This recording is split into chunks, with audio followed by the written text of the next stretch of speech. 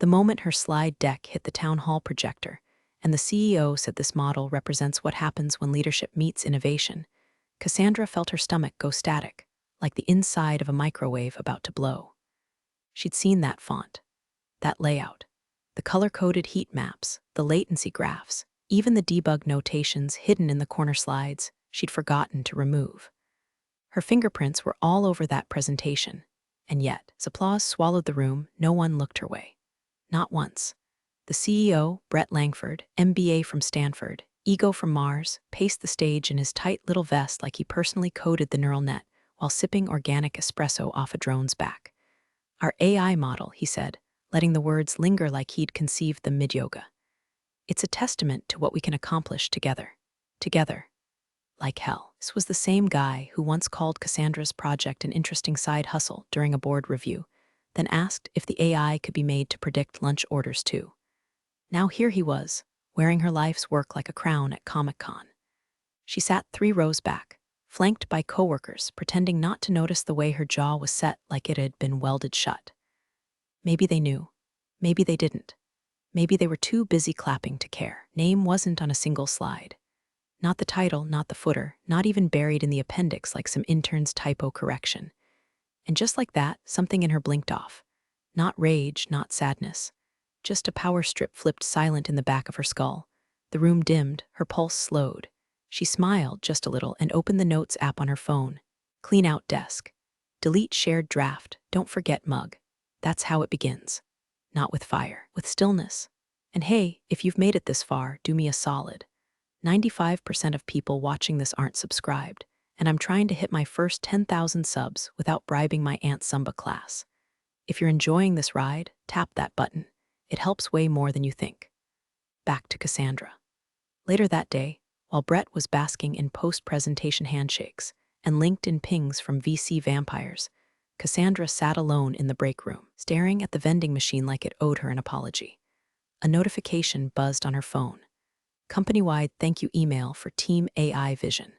There was a quote at the bottom from Brett. "Innovation is a mirror we hold to our potential."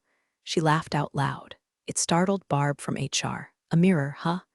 Then why did every damn reflection look like him? That evening, Cassandra stayed late. Not because she had to. Just enough people had gone home to make it feel like her company again. Like it used to feel when she worked past midnight, building version 1.0 of the model on 6-month-old ramen and Spotify playlists titled Brainy XE. She walked into the data floor.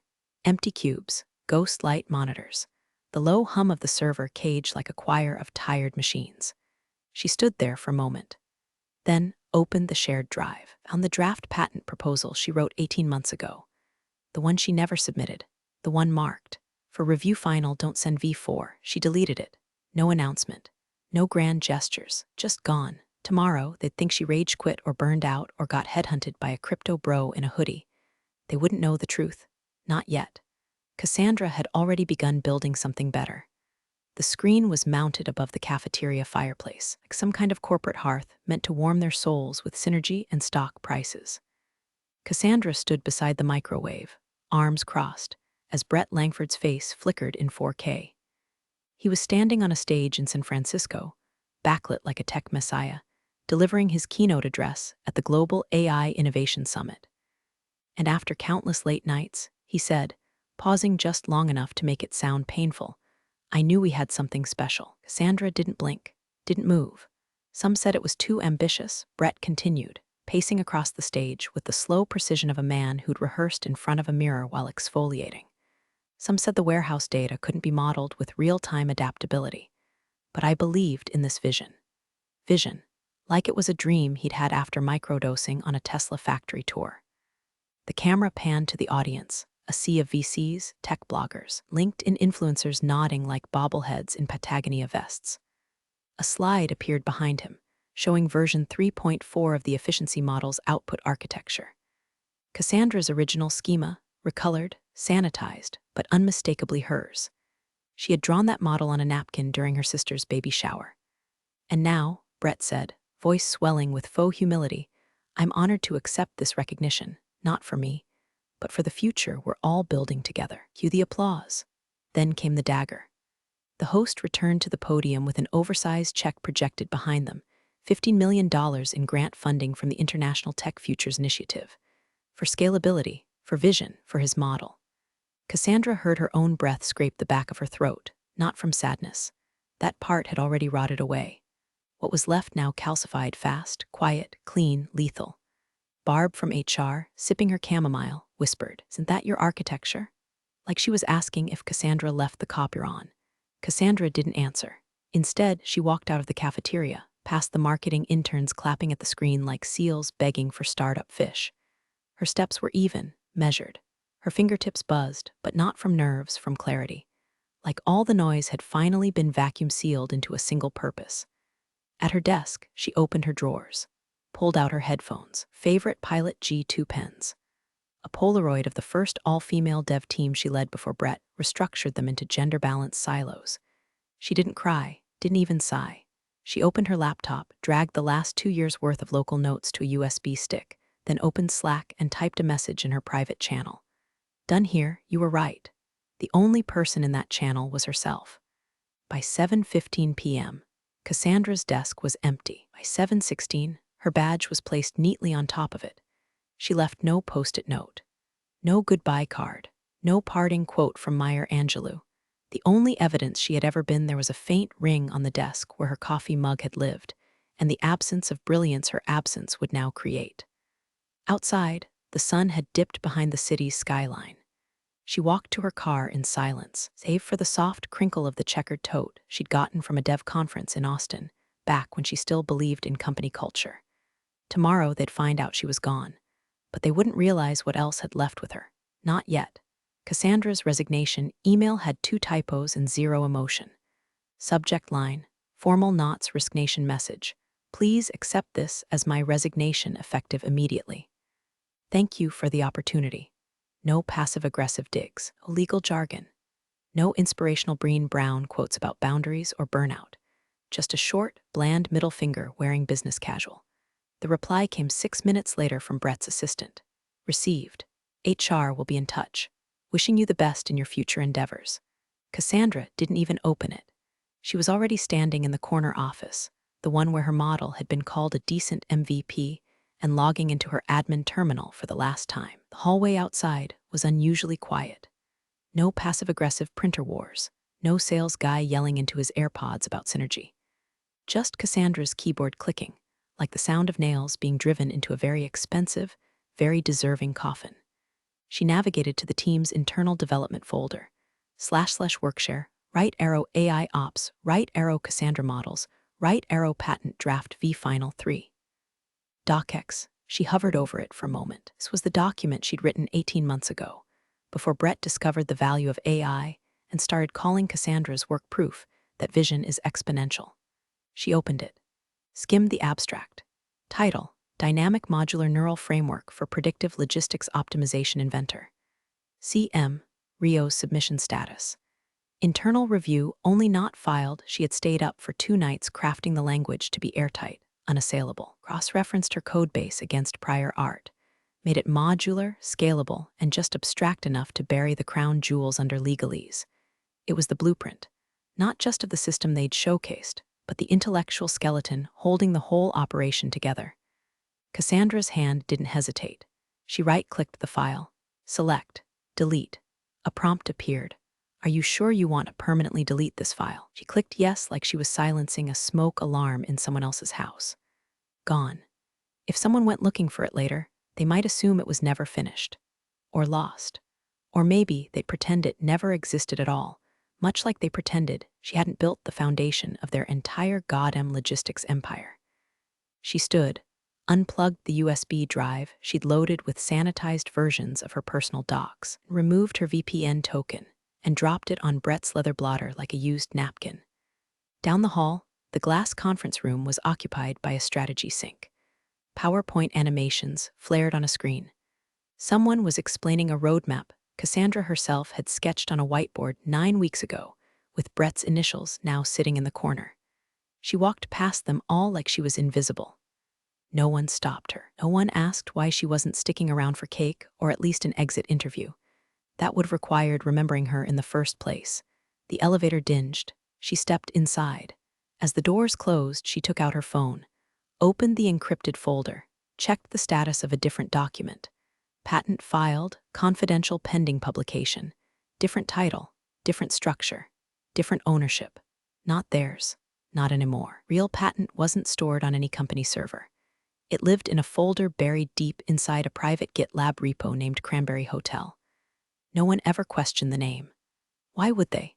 To them, it was just another one of Cassandra's weird aliases, like her coffee orders. Always decaf, always under Dr. Chandra. But to Cassandra, Cranberry Hotel was war. Not rage, not revenge. But war, the kind you plan with wireframes and timestamps, kind you execute in silence with dotted line LLCs and prepaid legal services. 6 months before her resignation, she'd taken a hard look at the direction her project was heading. Not the technical direction, she'd perfected that. The ownership direction. The whiteboarding sessions where her name started disappearing. The increasing use of we when describing breakthroughs she delivered alone. The way Brett started using her vocabulary in investor decks, without once asking what any of it meant. That's when the shift happened.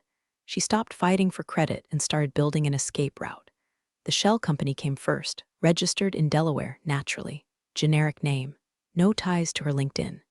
Bank account with exactly $1,200 to cover hosting fees, lawyer consultations, and the eventual filing. The cloud space, Oz, paid on her personal card, separate from her company expense account, set to auto-delete logs after 12 hours.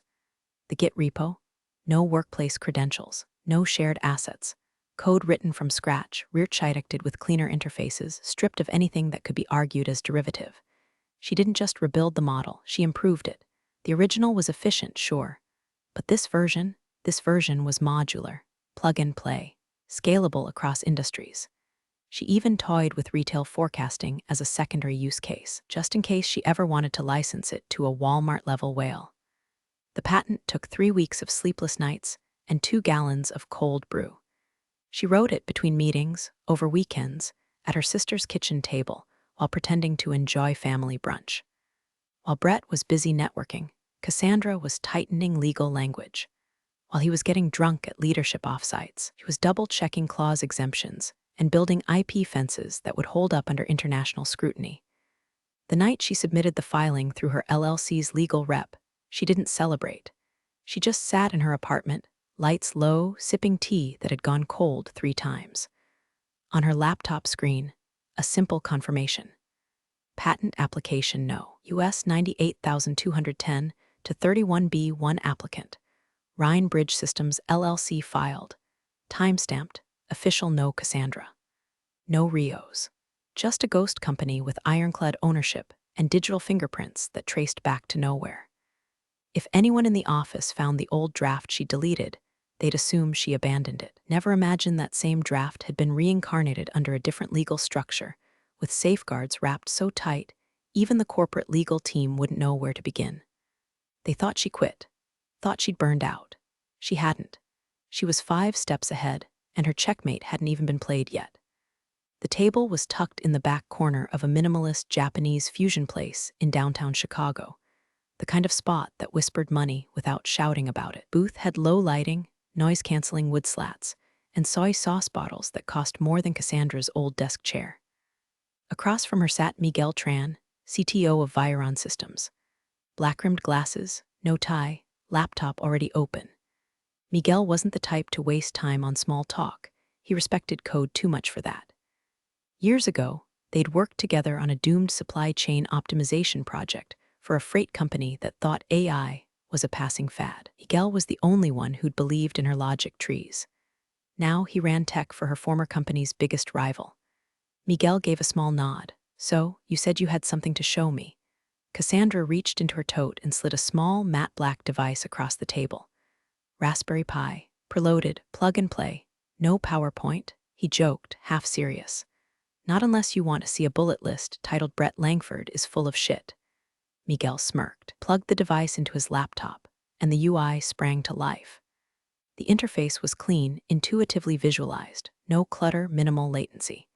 He tapped once, loaded a dummy warehouse dataset, and hit run. The dashboard populated in seconds. Predictions, labor shifts, supply chain reroutes, complete with risk scoring and a modular suggestion tree that could be customized by geography or demand window. "This is cleaner than your last build," he said, not hiding his surprise, because I didn't have to waste time dumbing it down for middle managers who thought machine learning was a breakfast cereal.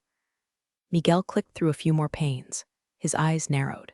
"Is this running in real time? How's it scaling?" "Horizontal elasticity across 3 test zones," she said. "Retail, logistics, healthcare scheduling, all live. No degradation over 60 days of stress testing." He stopped, looked at her. "And the IP?" She leaned back, filed. "Proved, held under Rhine Bridge Systems LLC. I own the architecture, the pipeline design, and the modular logic. The original company doesn't have a single clause to stand on. Their draft was never filed. They'd need to reinvent the wheel just to argue infringement." Miguel closed the laptop slowly, processing. "What are you offering?" "A license," she said. "Not a sale, not a partnership. You lease the model with exclusive rights. That means your competitors, including my old employer, are legally blocked from using this architecture. Forever." His brows rose. "That's aggressive." Cassandra's smile didn't reach her eyes. "So was presenting my solo project as a collaborative effort and accepting $15 million in grant money while pretending I didn't exist." Silence stretched between them for a beat too long. Then Miguel nodded once. "What are your terms?" She slid a printed contract from her folder. "Just 2 pages. No fluff, clean like the model itself. Upfront licensing fee, annual royalties, access to updates. Exclusivity carved into the spine of the agreement, backed by patent filings so airtight a tank couldn't blow them open." Miguel skimmed it and gave a low whistle. "You came loaded. I came prepared." He looked up. "And what do you get out of this?" Cassandra's tone didn't flinch. "I get to watch them scramble. I get to make real money. I get to do it without begging anyone to remember my name at a town hall." Miguel leaned back, then nodded. "Send it to legal." They shook hands over a bento box of chilled soba and buried grudges. And Cassandra, for the first time in 2 years, felt something uncoil in her chest. Not peace, not pride, just potential with a pulse. The press release dropped on a Thursday morning, strategically timed, no doubt, to ride the tailwind of Viron's glowing Q2 report. Cassandra's former company, Ardian Logistics, proudly announced their groundbreaking re-release of the AI-driven operations platform that had transformed internal systems through a proprietary modular framework. Proprietary. She snorted into her coffee. The screenshots in the release were blurry, but Cassandra didn't need 1080p to spot the theft. The sequencing of the prediction tree, the task reallocation logic, even the interface layout. That same side tab Cassandra had built out of sheer rage one Friday when the UI team ghosted her. They hadn't even bothered to redesign it. They just polished her fingerprints and called it innovation. By 9:07 a.m., the cease-and-desist was filed. Digital delivery. Certified mail. Full PDF attached with all 48 pages of legal firepower, complete with the patent number and time-stamped evidence from Rhine Bridge Systems LLC. At the top of the document, infringing party, Ardian Logistics Inc., claimant, Rhine Bridge Systems LLC CM. Rio's sole inventor. It didn't scream. It didn't threaten. It didn't beg. It just informed that by continuing to operate, market, or even reference the AI logic currently embedded in their new platform, Ardian would be in violation of federal IP law and subject to injunctions, damages, licensing back pay at a rate that could make even Brett's VC pals wince. Cassandra didn't announce it, didn't tweet, didn't leak to the press. She just watched.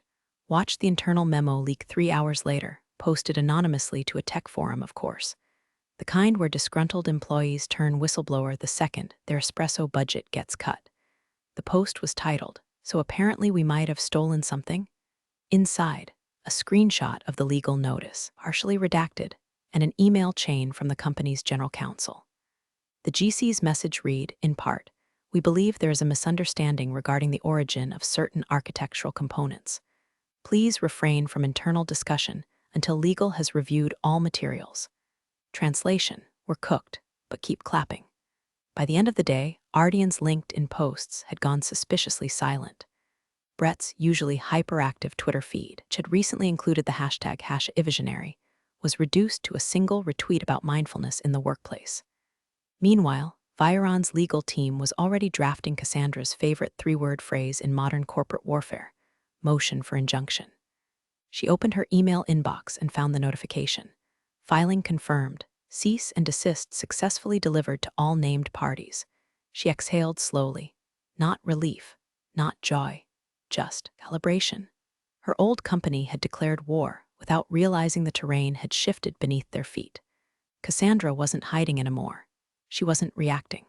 She was leading. The first tremor came through a Bloomberg headline 2 days after the cease and desist landed.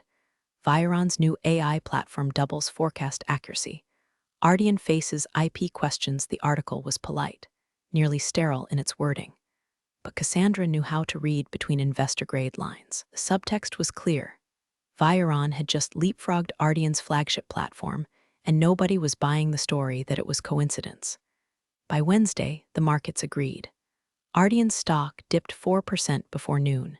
By Thursday, it had slid another 6.7%. Not catastrophic, but enough to trigger sweaty-palmed calls from the kind of hedge fund managers who referred to AI as that data robot thing and wanted someone's head on a platter by end of quarter. Cassandra didn't even have to gloat. The world was doing it for her. At her home office, bare walls, second-hand desk, 2 monitors, and 1 sturdy French press, she watched it unfold while syncing code versions to Rhine Bridge's internal staging server. Inbox pinged with increasing frequency, but it wasn't press or legal, it was ex-coworkers. Subject lines read like confessionals. "Can I ask you something?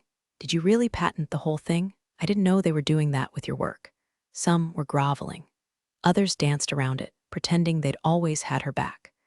One even offered to consult if she needed help expanding the platform to e-commerce verticals. She didn't reply to any of them, just filed them all into a folder titled Witnesses. Meanwhile, inside Ardian HQ, the silence became deafening. According to a thread on an anonymous internal message board, Brett had held an emergency all-hands meeting that morning. A few hundred employees sat in ergonomic chairs, while Brett, tireless and pale, stood in front of a projection screen with the title slide. Clarifying our innovation roadmap, nobody bought it. One of the developers, Cassandra, used to eat lunch with Ravi, back-end engineer, conspiracy theorist, once convinced their CRM had a ghost, sent her a screenshot of the Slack channel after the meeting. The senior VP of product had posted, "Please remember we do not speculate on legal matters internally. All innovation claims remain our own pending further review." That was the official party line, pending further review. Cassandra just smiled. Pending further review was corporate code for we're circling the drain and don't know who's holding the plunger. She refreshed her patent status. Still pending publication, but now marked awaiting response from third-party challenge. A red flag expected. Ardian's lawyers had clearly tried to contest it, but the claim remained intact, the filing date unchanged, the timestamps unshakable. By Friday, whispers had turned into headline blurbs. Ardian Innovation facing legal headwinds. Anonymous sources cite disputed IP claims amid performance decline. Even tech podcasts started speculating. One host referred to the situation as AI's Elizabeth Holmes moment, minus the turtleneck. Cassandra didn't tweet. She didn't speak publicly. She didn't even leak. She just brewed another cup of coffee, logged into Viron's secure dev environment, and pushed her next update. Version 2.1, now integrated with dynamic staffing projections and predictive outage buffers. They were still fighting her in boardrooms. She was already building the future in peace. The stage wasn't flashy. No spinning cubes, no canned applause. Just a sleek white backdrop, 2 bar stools, and the kind of matte black lighting rig that said, "We spent money, but we know how to shut up about it." Viron's Q3 Tech Summit was being live-streamed across every industry blog that mattered. Attendance was modest in size but monstrous in impact. Supply chain analysts, tech investors, 3 Fortune 500 COOs, and a reporter from The Verge already live tweeting in all caps. Cassandra stood behind the podium in a slate-gray blazer, black slacks, and zero makeup. Her hair was pulled back, her voice steady. No teleprompter. No PR handler feeding her sound bites. The lead-in speaker, Viron's CEO, had kept it short, promised a scalable AI solution that wouldn't just optimize operations, but anticipate disruption. Today, we're delivering on that promise, and we'd like to introduce you to the person who made that possible. He stepped aside. Cassandra Rios, lead architect, patent holder. For a second, the room was still. Then the applause started, tight, professional, and real. Cassandra didn't bask. She stepped up to the mic, clicked once, and the presentation began. Screen behind her lit up with a live dashboard. It was lean, sharp, the colors intuitive, the refresh rate flawless. She narrated without flair, latency reductions, resource rebalancing curves, predictive rerouting based on blackout risk, all delivered without the slightest edge of bravado. This model was built to adapt, she said, not just to logistics, but to volatility. And its modularity means you can plug it into systems that haven't even been invented yet. It graphs, forecast deltas, case study overlays from pilot clients showing 41% labor savings in high-density urban warehouses. And not once did she mention Ardian. No subtle digs, no veiled shade, just the facts. Because the model didn't need a backstory anymore. It had her name on it now. Across the city, in a corner office with too many windows and not enough answers, Brett Langford watched the live stream on mute. Screen cast a cold glow across his face. His jaw was locked, fingers motionless on the keyboard, unread Slack messages blinking like tiny red alarms. He couldn't look away. There she was, his ghost, not bitter, not broken, just correct. His assistant lingered at the doorway, unsure whether to interrupt. She didn't. Back on stage, Cassandra clicked to her final slide. Results outperform branding, and ownership matters. No mic drop, no dramatic exit, just a small nod and a thank you before she stepped aside. The applause was louder this time. She'd been erased once, buried under other people's credit and marketable lies.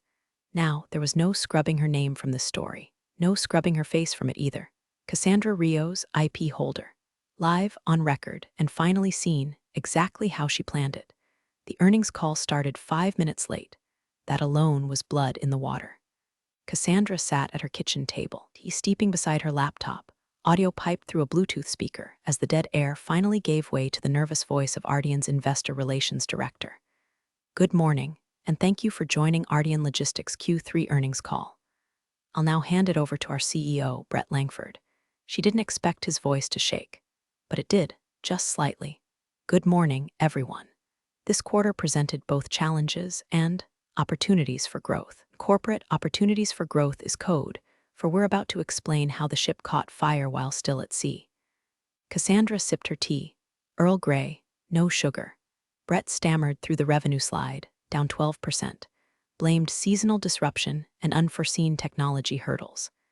Then came the investor questions. The real dissection. Can you confirm whether the current platform infrastructure is still based on your original AI model, or if legal restrictions have required a rollback? What's your response to reports that Rhine Bridge Systems has claimed full ownership of the predictive logic architecture? Have you negotiated licensing, or are you prepared for extended litigation? Why was there no disclosure of these risks during the previous earnings call? Each question landed like a shovel to the ribs. Brett tried to pivot. Words like partnerships, proactive compliance, innovation journey were thrown around like gauze on a bullet wound. But he was unraveling. By the sixth question, Cassandra could hear it, the little cracks in his tone, the frantic flipping of notes that couldn't save him now. Because there was no model to sell anymore. No infrastructure to bluff through. Cassandra's injunction had gone through 2 weeks earlier. Ardian had been legally blocked from using the version she built. They had left was the broken shell of a rushed rebuild and a CTO who'd already quit 2 days before. The speaker clicked. Thank you, that concludes our Q3 call. Cassandra closed the laptop. Steam rose from her tea like quiet applause, a soft chime, new email. From Brett Langford at Ardian AI subject, can we talk? No punctuation, no details. Just that short sentence, typed with whatever dignity he had left. She hovered for a second, tapped delete. No reply, no gloating, just silence. She turned toward the window as the sun cut low across the skyline. Her phone buzzed, incoming wire transfer. First royalty payment from Viron. 6 figures. No celebration, no champagne. Just the slow exhale of a woman who had been erased, doubted, buried, and decided to architect her own resurrection. I built the system that saved them. Then I built the one that buried them. Appreciate you sticking around, you wise old rebels. Smash that subscribe button, or this fossil might just cause another epic fiasco.